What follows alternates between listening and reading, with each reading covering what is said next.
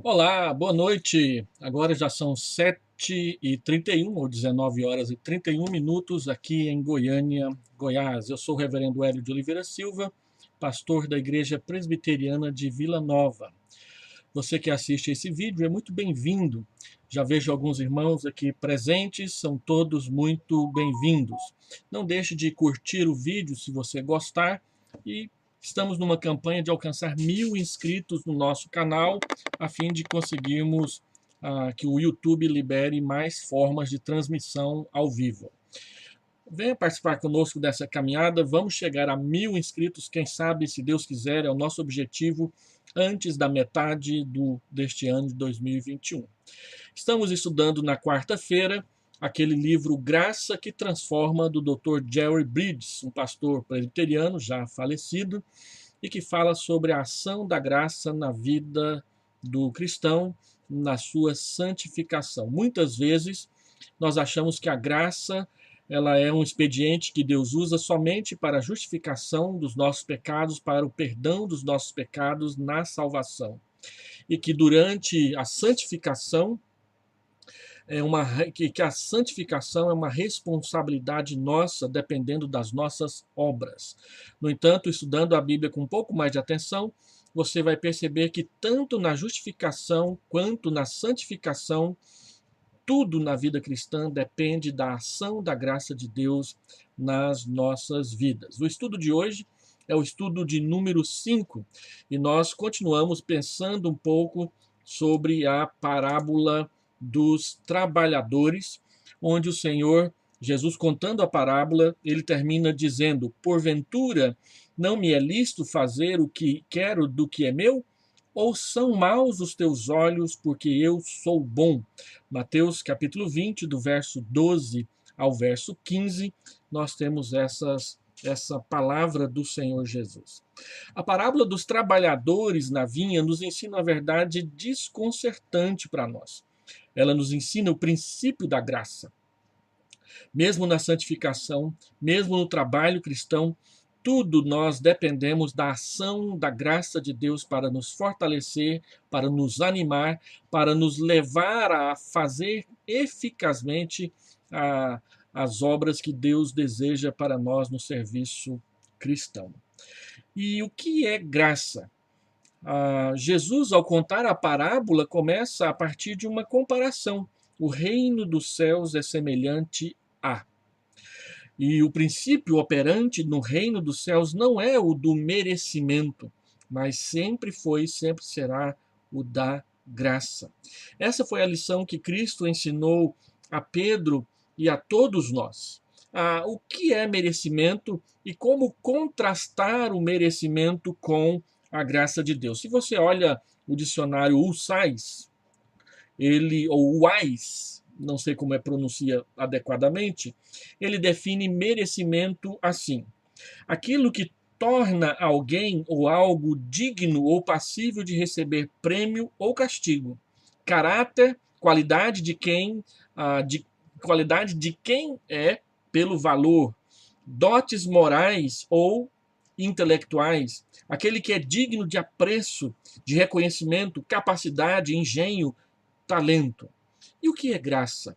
O mesmo dicionário define graça assim: dádiva, favor que por liberalidade se concede a um inferior, mercê, favor ou aquilo gratuito, outorgado por Deus a determinados homens que a ele, por si sós, não teriam nenhum direito pessoal e que os eleva a uma destinação sobrenatural.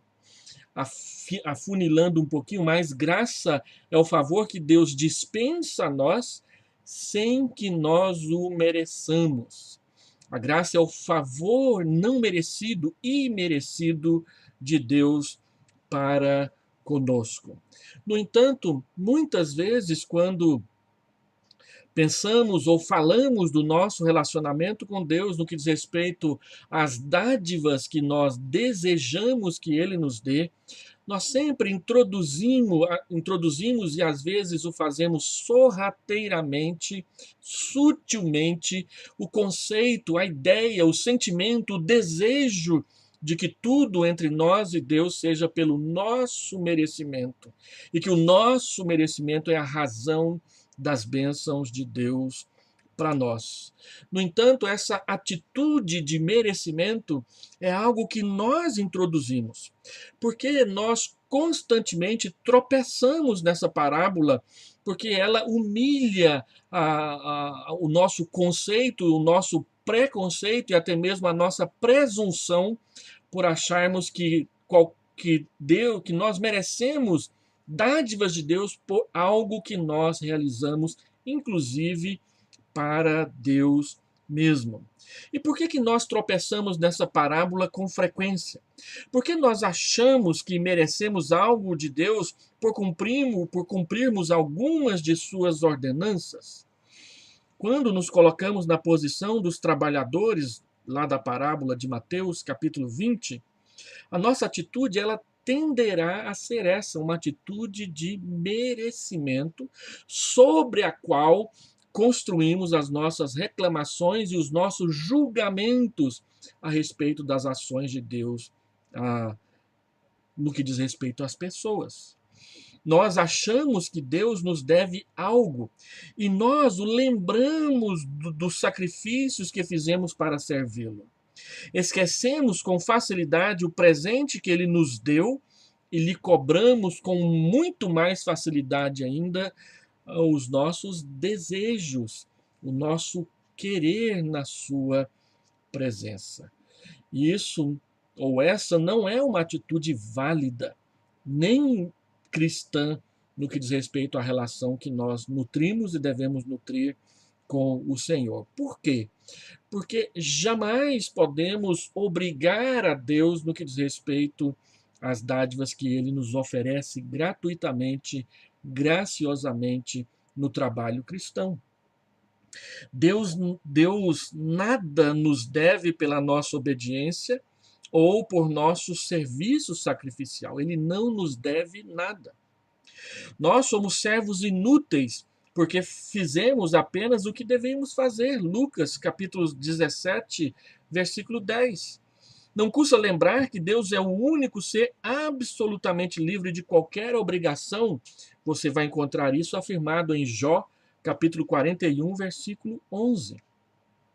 Dá uma olhada nesse texto lá para você perceber o que Deus fala para nós em Jó, capítulo 41, versículo 11. Quem primeiro me deu a mim para que eu haja de retribuir-lhe? Pois o que está debaixo de todos os céus é meu. Deus é dono de tudo, não há nada que nós possamos oferecer para Deus e dizer que era nosso e nós demos para Ele. Nós sempre lhe devolvemos daquilo que Ele graciosamente nos ofereceu e nos deu por ser o Criador de todas as coisas. Dessa forma, a sociedade atual incentiva a ideia de merecimento e o reclame dos direitos que se julga possuir. Todavia, essa atitude de merecimento ela é negativa para a vida espiritual dos cristãos. Nós devemos nos aperceber que Deus é quem supre as nossas necessidades e até mesmo os nossos desejos. É necessário termos em mente que, ao mantermos um sentido alto de expectativas e direitos, terminaremos exigindo nossos direitos diante de Deus da mesma maneira que o faríamos diante das outras pessoas. Achar que o mundo nos deve algo já não é bom. Agora, achar que Deus nos deve algo é perigoso demais para a nossa vida espiritual. Deus nos concede o que é necessário e jamais cede aos direitos que presumimos ter diante dele. Deus sempre mantém a sua relação para conosco no âmbito da sua bondade e da sua graça, jamais no âmbito do mérito e da justiça própria, porque sendo nós pecadores, nós não teríamos como levantar um dedo e nem sequer um olhar na sua presença. nós somos culpados e a nossa melhor obra não satisfaz e nem alcança a justiça e a glória de Deus. Deus nos concede o que nós precisamos e o que é necessário, porque Ele é bom às vezes, ou muitas vezes, até mesmo o que nós desejamos, mas não por obrigação, e sim por graciosidade, por pura bondade do coração de Deus.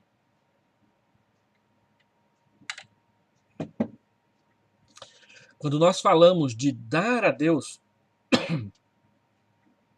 precisamos entender algumas coisas. Não podemos dar a Deus nada que primeiro Ele não nos tenha dado.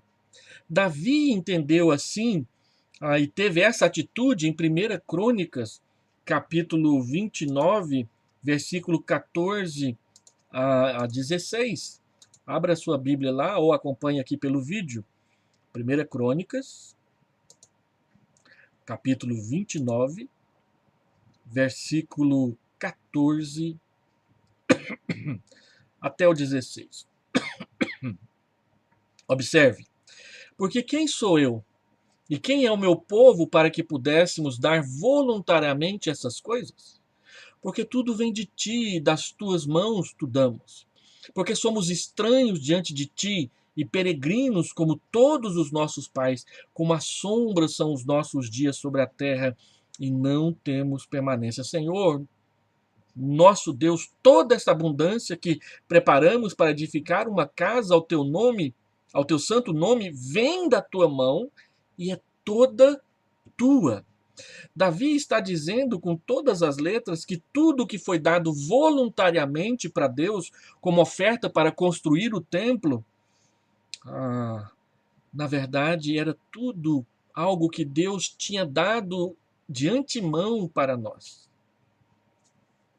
E aquelas pessoas que sempre falam a respeito contra a doutrina do dízimo ou as ofertas que são entregues na igreja e chamam os pastores de cobiçosos, elas deviam pensar duas vezes a respeito de como é a relação delas com Deus. E se elas dizem essas coisas é porque elas têm um entendimento amadurecido ou porque não querem obedecer às Escrituras e muito menos se submeter à palavra de Deus. E Davi, quando ele falou isso nos preparativos para a construção do templo, ele deixou claro que ele reconhecia que o que nós oferecemos para Deus, na verdade, foi porque Deus nos deu primeiro. Isaías também afirmou que todas as nossas obras tu as fazes por nós. Isaías 26, versículo 12. Paulo diz a mesma coisa de forma conclusiva aos atenienses em Atos capítulo 17, quando ele diz a respeito de Deus: nem é servido por mãos humanas, como se de alguma coisa precisasse, pois ele mesmo é quem a todos dá vida, respiração e tudo mais. Atos 17, 25. Deus espera que tenhamos contentamento, conforme está escrito em 1 Timóteo capítulo 6, versículo 6, de fato, grande fonte de lucro é a piedade com contentamento. Pois como o Senhor da vinha, ele tem sido generoso e gracioso acima de toda medida para conosco cristãos. Pessoas orientadas pelo merecimento sempre querem mais, nunca estão contentes. Creem que não estão sendo recompensadas com justiça e terminam por perder a esperança da recompensa, porque sempre procuram, na sua justiça própria, no seu conceito de mérito, a base para a sua relação com Deus. E a salvação nunca inclui as obras. Elas sempre dependem da graça que vem de cima e do novo nascimento que Deus dá. Assim também o nosso serviço cristão é orientado pela graça e não pelas nossas obras. É Deus quem faz tudo por nós, ou como diz Paulo, ele faz tudo através de nós como seus instrumentos obedientes. Então, continuando, por outro lado, pessoas orientadas pelo contentamento estão sempre alegres e felizes, sabem que não dependem de merecimento algum, mas da graça infinita e do propósito soberano de Deus. Sabem que há certas coisas na vida que simplesmente nunca irão mudar e aprendem a estar contentes e aceitam o fato de que Deus não lhes deve nada além daquilo que lhes é dado graciosamente. Deus não nos deve nada. E a Deus não nos deve nada, e aquilo que nos foi dado o foi somente pela graça de Deus. Tudo que recebemos, nós recebemos pela bondade graciosa de Deus para conosco. Nós não merecemos coisa alguma. Por isso, ficar comparando Deus com os outros é uma grande perda de tempo para nós cristãos. Essa parábola dos trabalhadores de Mateus capítulo 20 nos ensina uma outra lição ainda muito valiosa. A lição de que Deus não apenas ele é generoso, mas também ele é soberano sobre a sua generosidade. Essa é a sua prerrogativa. Ele tem o direito, como Senhor soberano, de dispensar as suas bênçãos conforme ele quer, ele deseja e ele planeja ou planejou.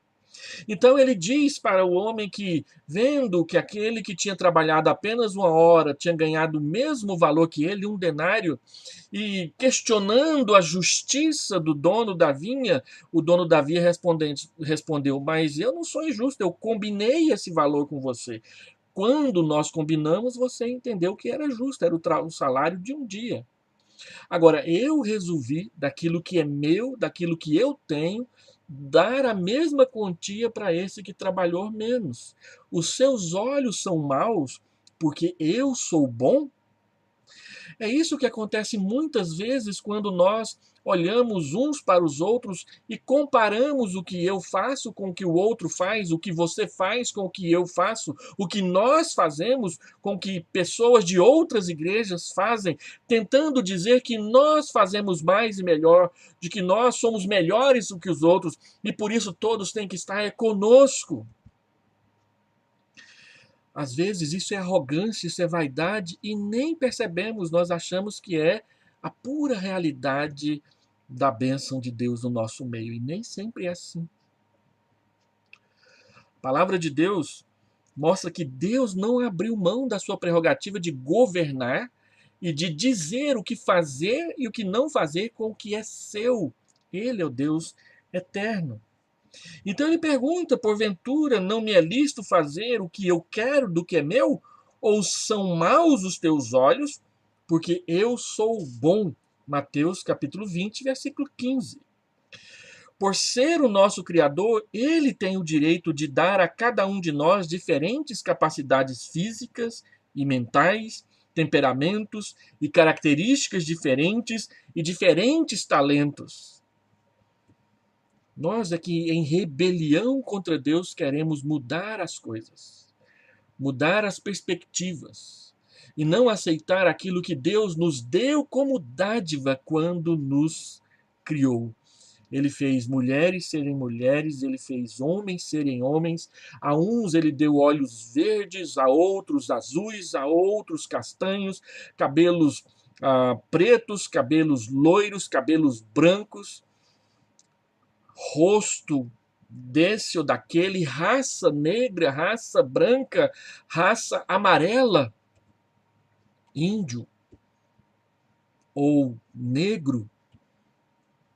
É dádiva de Deus. Nós é que por meio de comparações soberbas, comparações presunçosas, baseadas em pretensões de justiça própria e merecimento, nos julgamos melhores do que os outros e os diminuímos, mas na presença de Deus não é assim.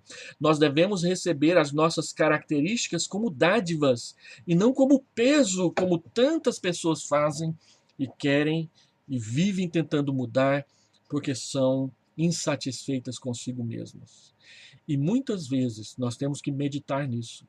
As nossas insatisfações conosco mesmos, com a nossa personalidade, com o nosso corpo, com a nossa cor, com o formato do nosso nariz, da nossa orelha, dos nossos dentes, elas se reverberam e se refletem em satisfações contra Deus que nos criou assim. É claro que, se é possível corrigir alguns defeitos e alguns problemas, podemos fazê-lo. Mas é temeroso para a nossa fé quando de repente vivemos costurando e fazendo plásticas além do conveniente, do necessário, por pura vaidade e aquela explicação de que a minha autoestima precisa aumentar.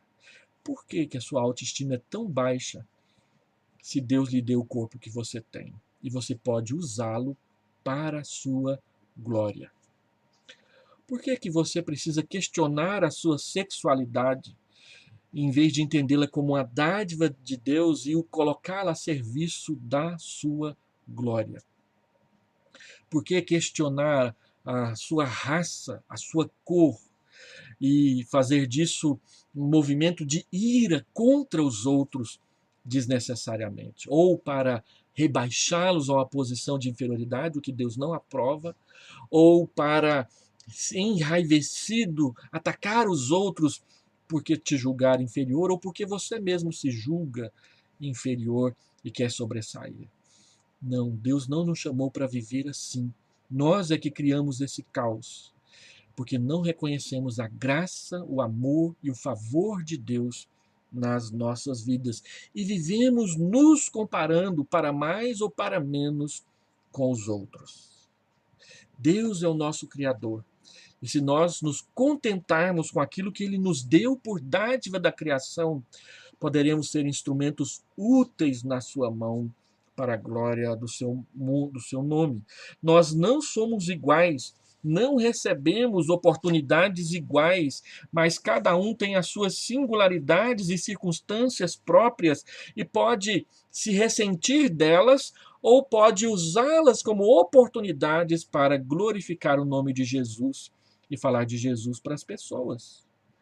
Como Deus não tem obrigações para conosco, Ele é livre para abençoar a alguns mais do que a outros, conforme a vontade dEle.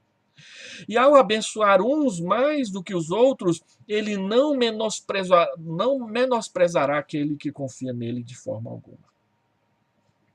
E mesmo que enfrentemos sofrimento e dor, e humilhação e angústia, Ele compensará por meio do contentamento e a sua graça todas as nossas lutas. Contentamento não quer dizer resignação diante de um desafio. Contentamento quer dizer a aceitação daquilo que Deus nos deu e não ficar murmurando pelos quatro cantos do mundo e da vida como se toda a maldade do mundo estivesse só sobre a sua cabeça. Não é assim que Deus fez.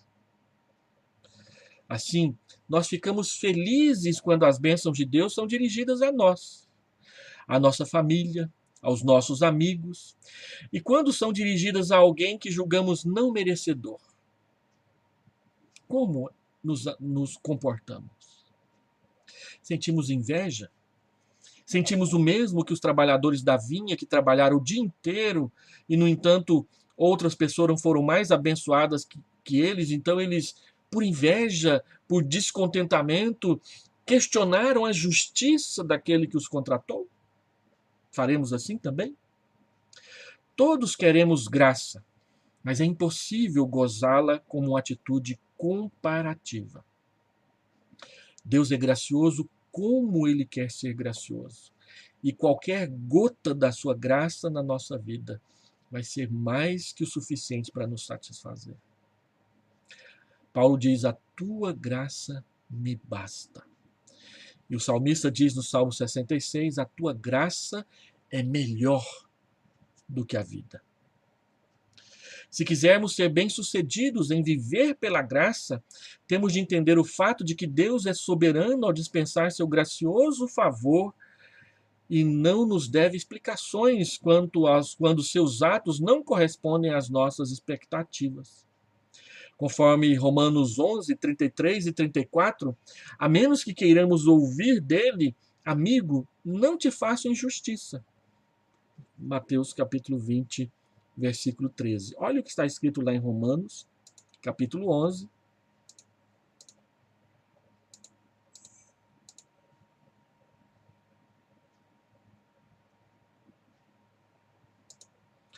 Romanos, capítulo 11, verso 33. Ó profundidade da riqueza, tanto da sabedoria como do conhecimento de Deus. Quão insondáveis são seus juízos e quão inescrutáveis os seus caminhos. Quem, pois, conheceu a mente do Senhor? Ou quem foi o seu conselheiro? Ou quem primeiro deu a ele para que lhe venha a ser restituído? Porque dele, e por meio dele, e para ele são todas as coisas. A ele, pois, a glória eternamente.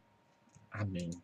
A ele seja dada toda a glória, toda a honra e todo louvor.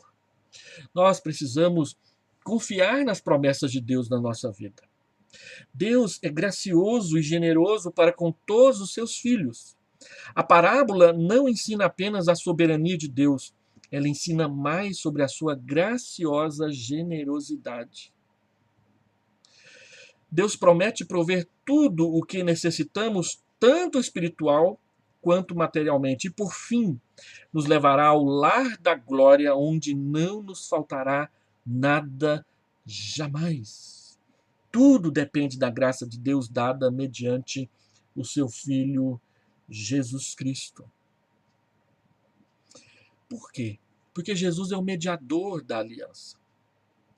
E quando nós pensamos no papel mediador do Senhor Jesus Cristo, nós entendemos o seguinte: primeiro, a sua missão messiânica mostra para nós que Cristo é o cumprimento de promessas pessoais de Deus sobre o envio de um Salvador e o Rei vindouro feitas no Antigo Testamento. Nós vemos isso na oração e o canto de Zacarias, em Lucas 1, 69 e seguintes.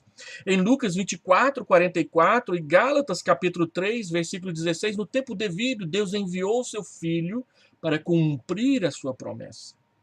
Segundo, Cristo é a base merecedora sobre a qual todas as demais promessas de Deus dependem. Todas as promessas dependem exclusivamente de Cristo, segundo Coríntios, capítulo 1, versículo 20. Olha esse texto. 2 Coríntios, capítulo 1, versículo 20. Porque quantas são as promessas de Deus, tantas tem nele o sim, porque também por ele é o amém para a glória de Deus por nosso intermédio. Em Cristo, o sim de Deus nos garante que as promessas que ele fez serão cabalmente, uma a uma, cumpridas como prometeu. E terceiro, é ele quem supre todas as nossas necessidades, tanto temporais quanto espirituais. Essas necessidades devem ser levadas a ele em oração, lançando sobre ele toda a vossa ansiedade, porque ele tem cuidado de vós. 1 Pedro, capítulo 5, verso 6 em diante. Assim, as suas disciplinas espirituais, a sua obediência e o seu sacrifício devem ser levados a ele em oração para que ele supra as suas necessidades. Entretanto, o suprimento efetivo das nossas súplicas e necessidades é de acordo com a vontade e o propósito de Deus e sempre, sempre, sempre baseados unicamente, exclusivamente nos merecimentos de Cristo, não nos nossos, e não em qualquer mérito que eventualmente tenhamos. Se basearmos as nossas súplicas em Cristo, aprenderíamos a alegria de viver pela graça e não pelo esforço que muitas vezes nos cansa e até traz tédio para muitas pessoas na sua vida cristã. Então, pensando nessa parábola dos trabalhadores na vinha de Mateus, capítulo 20, Nós precisamos voltar à pergunta lá do início. Deus tem o direito? Deus tem o direito de dar e não dar? Deus tem o direito de abençoar e reter a bênção? Ele tem o direito, porque Ele é o Senhor, o Criador de todas as coisas. Agora, mesmo Ele tendo o direito, Ele é bom. E Ele sabe dosar a sua justiça e a sua soberania com a sua bondade e com a sua graça. A sua justiça e a sua soberania nos dá a segurança necessária para confiarmos na sua graça e na sua bondade. Ele é justo nas suas promessas e ele é bom na aplicação da sua justiça, sem negar a sua retidão um só momento. Eu quero partir para o encerramento dessa meditação te chamando a pensar nesse Deus e a pedir a Ele em oração que Ele se manifeste a você, para que você não fique se cansando tentando provar para Deus que você é bom. Ele sabe, você não é bom. A bondade que existe em você é a bondade que está em Cristo, na qual você se dependura e se agarra, não porque você é forte e pegajoso, mas porque Deus estendeu a sua mão e te pegou no seu colo, nos seus braços. Ele está cuidando de você. Confie na sua graça. Não negue a sua graça. Não questione a sua graça e a sua bondade, nem a sua justiça. Contente-se com aquilo que Deus te deu e te dá. E seja contente ao servir a Deus. No final, quando você comparecer na presença dele, ele te abençoará e você se alegrará por toda a eternidade. Vamos pedir a Deus que nos ensine a exercitarmos esse contentamento e essa confiança desde já nesse Deus tão maravilhoso. Vamos orar. Deus querido, Deus amado, fala ao coração de cada homem, cada mulher, cada jovem que está assistindo a esse vídeo nesse momento. E fala ao coração daqueles que, pesquisando na internet algo para assistir, encontrarem esse vídeo e resolverem assisti-lo. Fala aos seus corações. Converte as suas almas ao Senhor, para que aprendam, experimentem a graça abundante, superabundante nas suas vidas. É a oração que eu faço, confiado exatamente e unicamente nessa graça, em nome do gracioso Jesus. Amém e amém. Eu quero deixar uma palavra de saudação para todos os irmãos que estão aqui nos acompanhando nesse momento. A Edneia, Irene, Brandina, Cleisia, Thelma, Odracir, Jéssica, Marlene, Silvio, tem mais algumas pessoas. Aqueles que estão assistindo, mas preferiram não deixar uma saudação, obrigado por nos acompanhar. Faz muito bem para nós que nos apresentamos no estudo, ver que você está interessado e tem deixado uma palavrinha aqui. Compartilhe esse vídeo se ele foi útil para a sua edificação espiritual. Chame outras pessoas para na semana que vem estudarmos um pouco mais. Estamos estudando Graça que Transforma. A graça que transformou a nossa vida quando arrependidos entregamos nossa vida para Jesus. E a graça que continua nos transformando dia a dia pela ação santificadora do Espírito Santo nas nossas almas. Tenha uma boa noite. Descanse do seu trabalho de hoje. Ore pelas pessoas que estão vivendo a pandemia e a angústia que a pandemia tem trazido para dentro dos seus lares. Ore também pelos irmãos e as irmãs que têm sofrido com outras enfermidades. E dá uma ligadinha, manda uma mensagem para um ou outro para que ele se sinta bem também. Deus te abençoe. Nós nos despedimos em nome de Jesus.